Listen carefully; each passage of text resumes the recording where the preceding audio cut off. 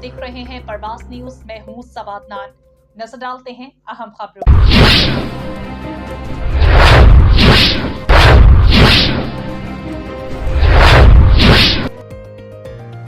मंडी बहाउद्दीन वज़ीर आला Punjab Maryam Nawaz Sharif, chief secretary Punjab Zahid Akhtar ज़मान और कमिश्नर गुजरांवाला की हिदायत पर जिला मंडी बहाउद्दीन में भी हिम्मत कार्ड का इजरा कर दिया गया।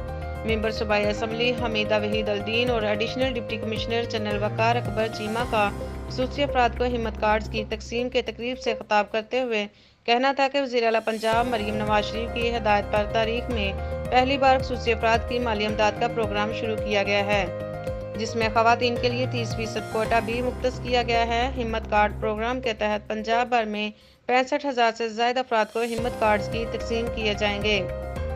उन्होंने बताया कि हिम्मत कार्ड के अजरा से हर 3 माह बाद मजूर अफराद को 10,500 रुपये मिलेंगे, जबकि स्पेशल अफराद 15 अक्टूबर से हिम्मत कार्ड को ट्रैवल कार्ड के तौर पर भी इस्तेमाल कर सकेंगे।